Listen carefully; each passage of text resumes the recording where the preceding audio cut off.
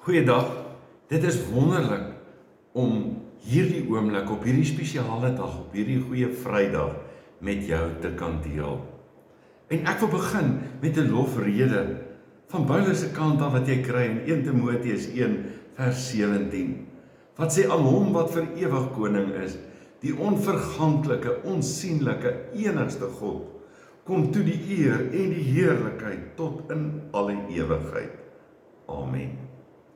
Genade vir jou en vrede van hom wat was en wat is en wat kom, en van die 7 geeste wat voor die troon is, en van Jesus, die geloofwaardige getuie, die eerste wat opgestaan het in die dood, die heerser oor die konings van die aarde. Ek wil vandag graag met jou praat oor keuses. En met onder andere ook hierdie subtema van geen keuse is inderdaad ook 'n keuse. En die gedeelte wat ek saam met jou lees is in Markus 15 vers 6 tot 15. En dan is daar ook net die enkel vers in Matteus 27 vers 17 wat ek saam met jou wil lees. Nou, voordat ons gaan saam lees uit die Bybel uit, is dit tog nodig dat ons ook in 'n oomblik soos hierdie ook voor die Here buig. Hemelse Here, baie dankie dat ons vanmôre ook die woord het. Dankie vir die woord wat vol is van u verhaal, u storie. Dit wat u doen, Here, maar en veral wat u wil is. Dit wat u in hierdie wêreld ook wil. Here, dankie dat hierdie woord die waarheid is van altyd af. Dankie dat hierdie woord ook wil wees die meetsnoer waarmee ons uiteindelik ook meet oor hoe ons lewe voor u en hoe ons voor u behoort te lewe. Dankie dat hierdie woord ook hierdie verhaal, hierdie gebeure van Jesus Christus se lyding, sy sterwe, alles ook vir ons kom meedeel. En dankie dat ons vandag ook op hierdie goeie Vrydag daarin kan inleef en dit kan beleef. Dankie, Here, dat die Heilige Gees ons ook wil verseker, dat hierdie versoening, hierdie daad van versoening, hierdie daad van verlossing, hierdie daad van geregtigheid, dat dit ook vir ons was. Dat daar 'n keuse vir ons gemaak was, dat ons inderdaad ook in die tyd nou 'n keuse vir u kan maak en dit elke dag inderdaad ook wil doen. Dankie dat dit wat daar gebeur het op Golgotha, dat dit ook vir ons die deur oopgemaak het, dat ons tot in die troonsaal van God kan kom. Want wie mag klim op die berg van die Here en wie mag staan in sy heilige plek? Hy wat rein van hande en suiwer van hart is, wat sy siel nie ophef tot nietigheid en nie vals sweer nie, hy sal seën wegdra van die Here en geregtigheid van die God van sy heil. En kwaadlik, Here, is dit waar van enigiemand van ons. Here, en sou ons hom altyd dit nodig gehad het, dat daar vir ons versoening gedoen word deur die slag van lammers of hoëpriesters wat op groot versoendag ook in die allerheiligste moet ingaan.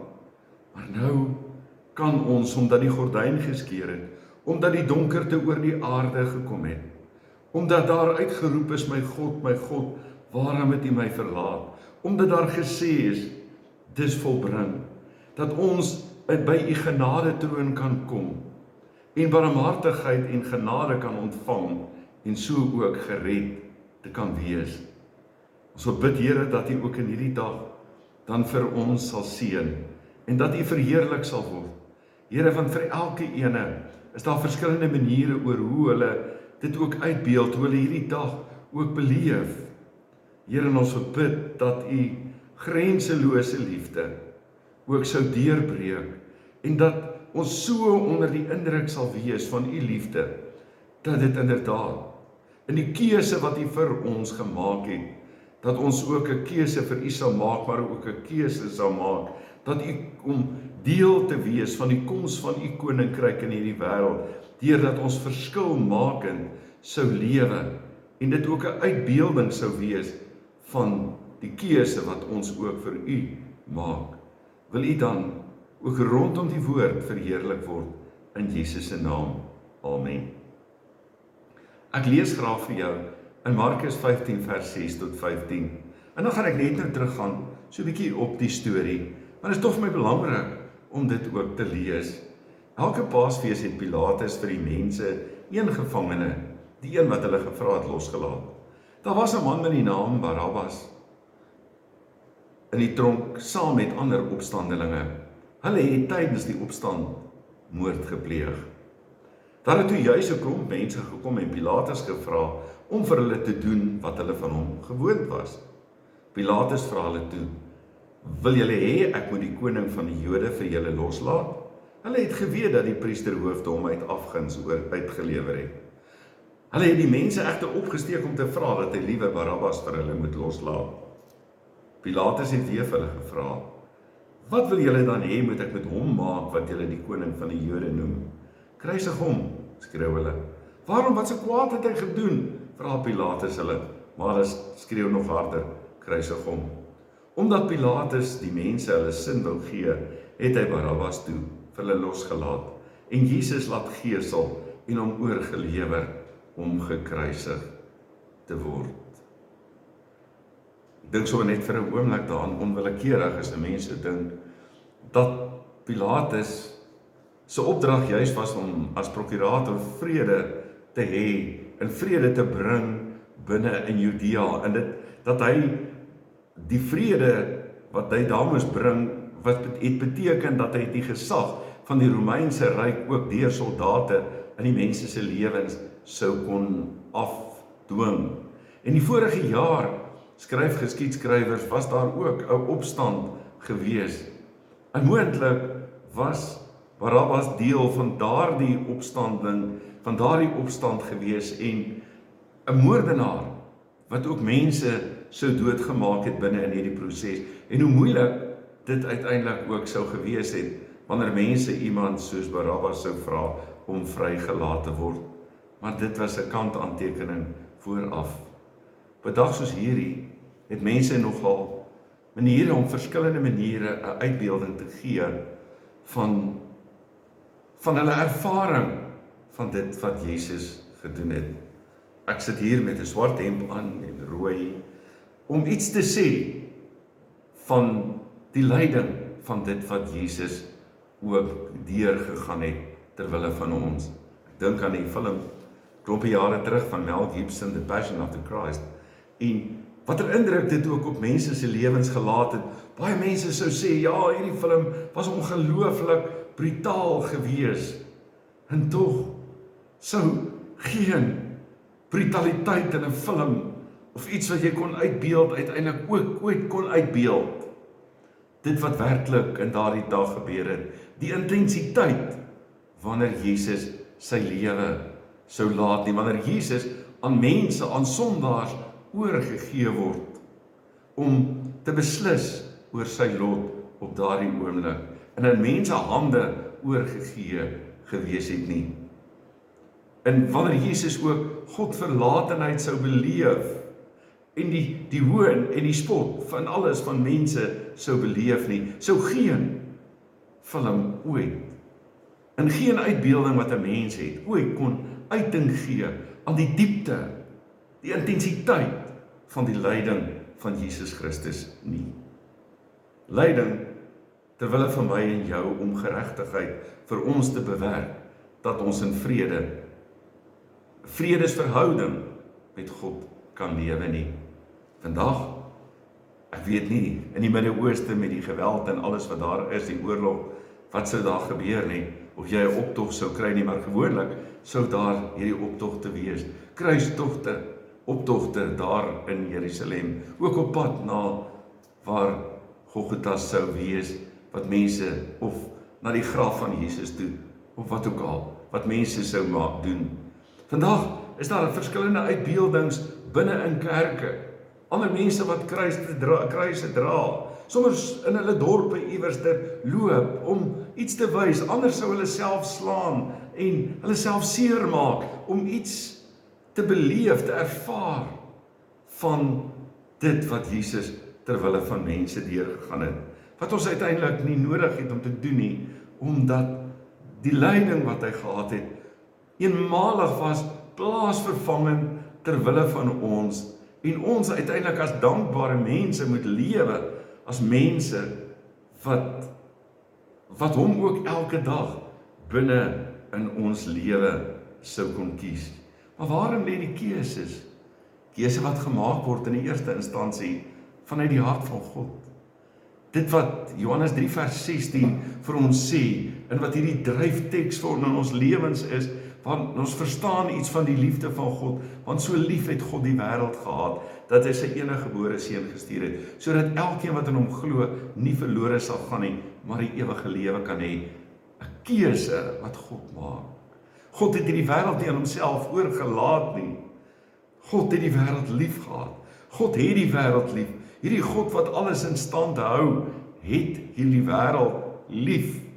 Daar staan nie dat God die kerk so lief gehad het nie, maar dat God die wêreld lief gehad het, en die kerk word uiteindelik die instrument waardeur God sy genade en sy liefde binne in die wêreld indra, en selfs al sou ons die basiese verantwoordelikheid om die liefde van Jesus uit te dra nie nakom nie, dan sou dit nie anders wees as dat God nog steeds die wêreld sou lief hê nie.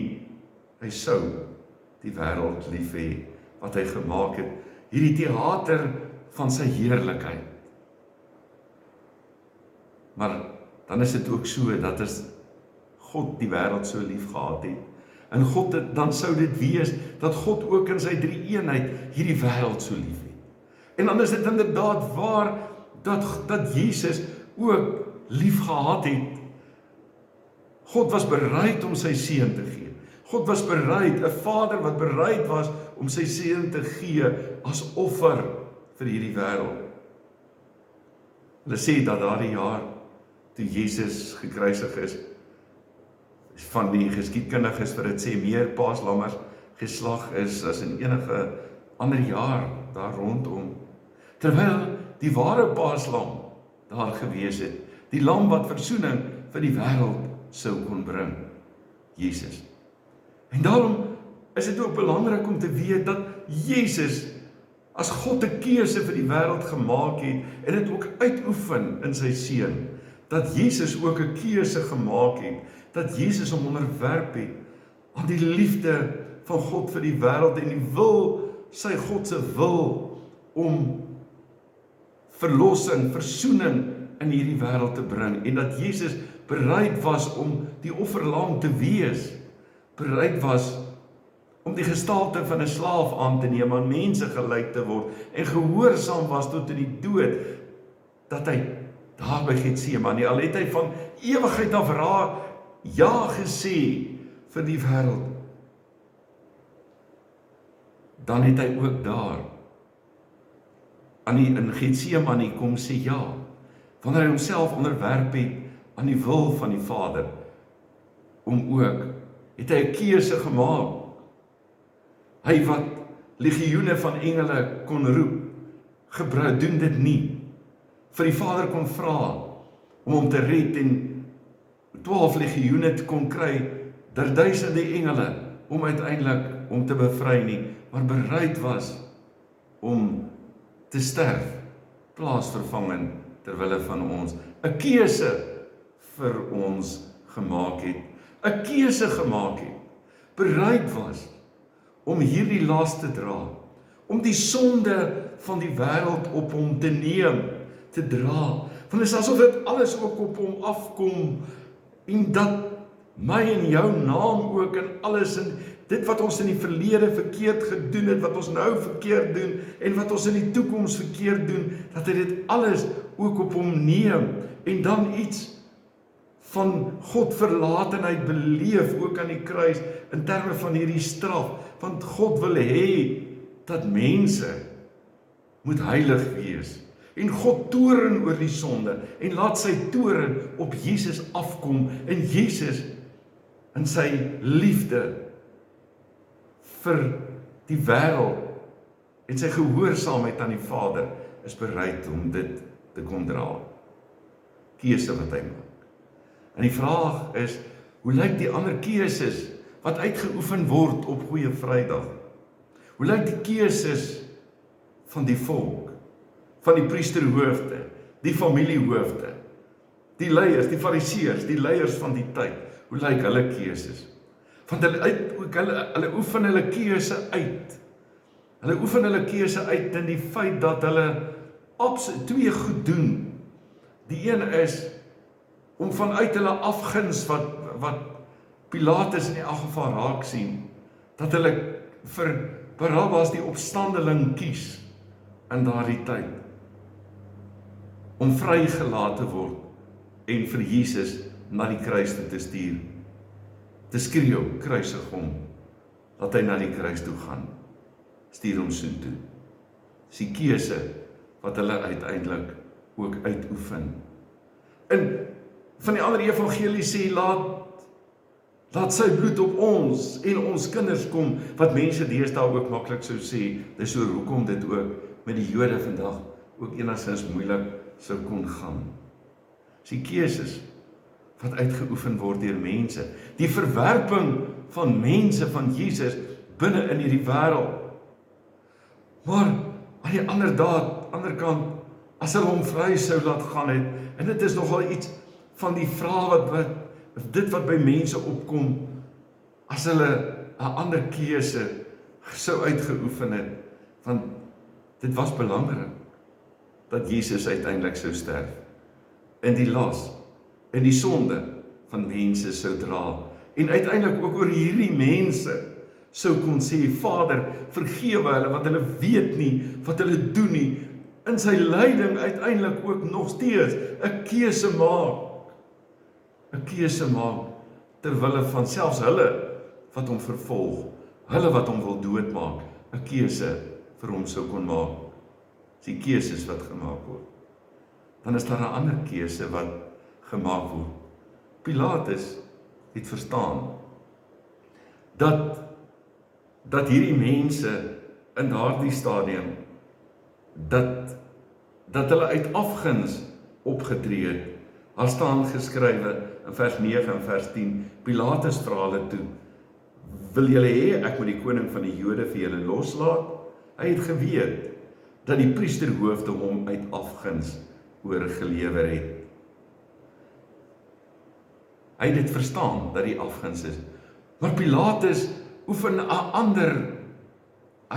ander keuse, oefen hy uit. Hy oefen 'n keuse om nie eintlik 'n keuse te maak nie, om die keuse binne in die hande van die mense te laat, terwyl hy weet dat Jesus niks verkeerd gedoen het nie. En Barabbas uiteindelik 'n moordenaar is, 'n opstandeling is, iemand wat niks omgee vir mense nie, 'n wettelose is.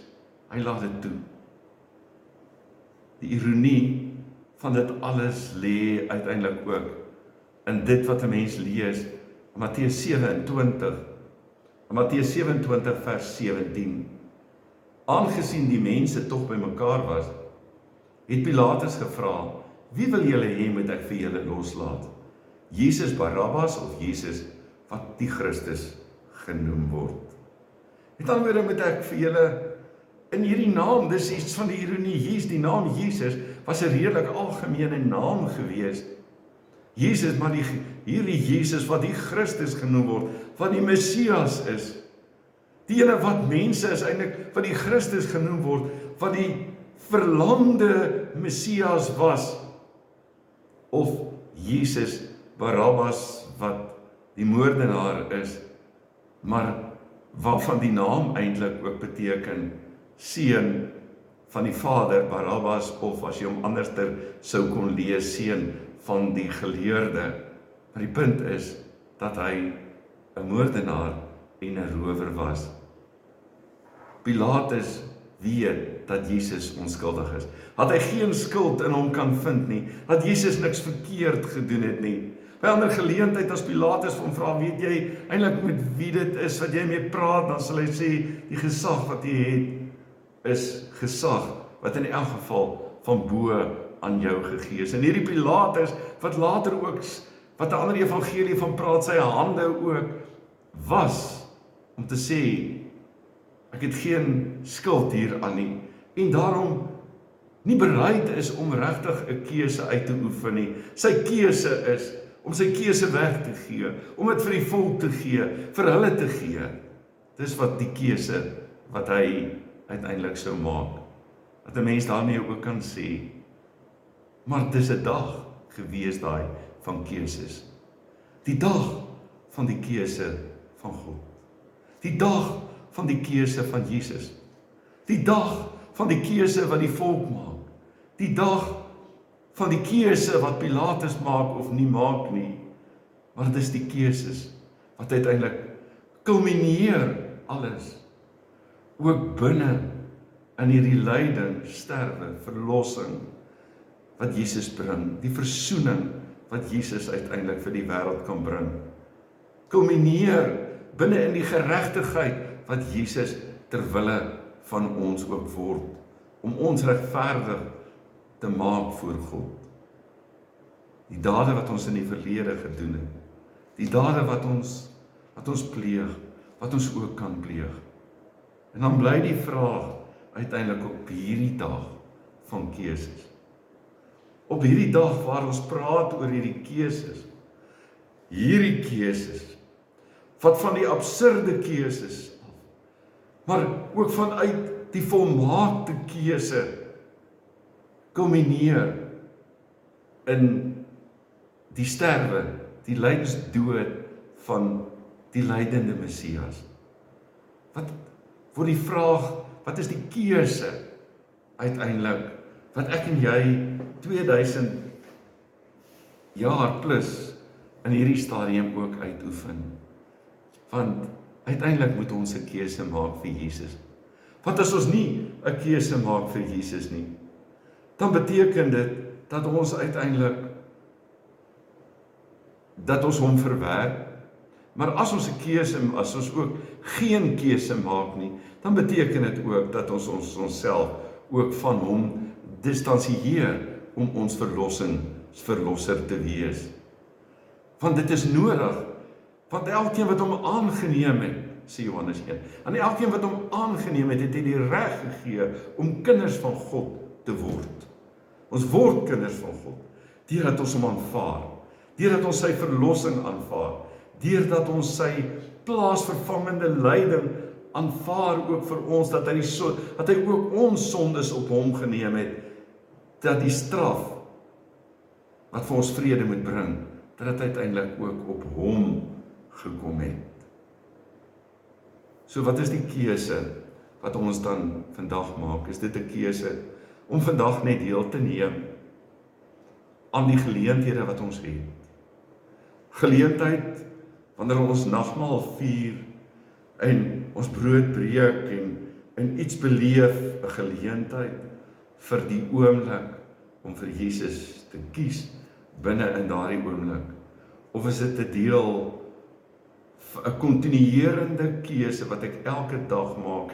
Want wat so belangrik is altyd om te onthou wat God elke dag, hierdie God wat vir ons hierdie keuse gemaak het, ook elke dag vir ons uiteindelik ook wil kom kies. Dat dit nie outomatiese ding is nie, maar dat dit 'n wilskeuse van God is. En dat die Heilige Gees ons ook elke dag daarvan ook kom wil oortuig. En dan moet ons ook elke dag 'n keuse ook kom maak. Ek het hier 'n skuldbelydenis wat ek vir jou wil lees, wat sê almagtige, heilige, 'n genadige God, as ek jou om vergifnis vra, is dit nie omdat ek op vergifnis kan aanspraak maak nie. Ek kan maar net myself op die ondeurgrondelike liefde verlaat. Ek kan op geen verdienste staat maak nie. Ek het geen verskonings en daar is geen versagtende omstandighede nie. Ek kan nie sê ek is ook maar net 'n mens nie. Ek kan nie die krag van versoekings die skuld gee nie. Ek kan nie agtergroepsdruk wegkruip nie. Ek kan alleen maar sê, ek vertrou op Jesus Christus, Seun van God, my Here.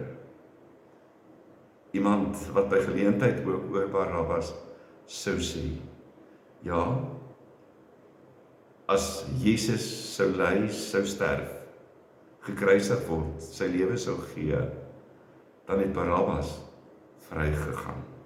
en word hy uiteindelik ook die simbool van God se genade, van dat God wat selfs, van Jesus wat selfs, die moordenaar, laat vrygaan, die simbool daarvan, van sy genade, sy plaasvervangende lyding. En onthou, dit was ook vir jou, en dit was vir my.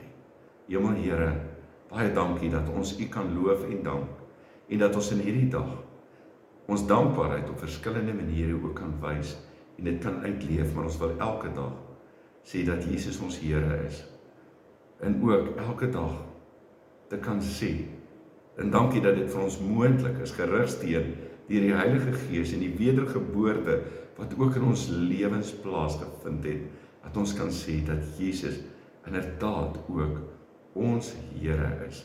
En wil U gee dat dit ook sal kulmineer in 'n lewe waarin ons elke dag ook 'n dankbaarheidslewe lei, in die mate waarin ons en dat ons ook iets van die vryheid, die vrede sou beleef wat U vir ons gebring het, en ook die uitdelers daarvan sou wees.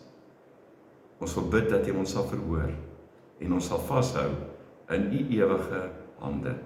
Dankie vir hande wat deurboor is, terwille van ons straf, wat vir ons vrede bring, dat dit op Hom gewees het. Ons bid dat die genade van ons Here Jesus Christus en die liefde van God en die gemeenskap van die Heilige Gees met ons elkeen sal wees, totdat hierdie Jesus ook weer op die wolke van die hemel kom. Amen. So lekker om Sondag dan ook saam met jou die opstandingsdag te kan vier. Mooi bly, geseënde dag. Wees goed vir almal rondom jou.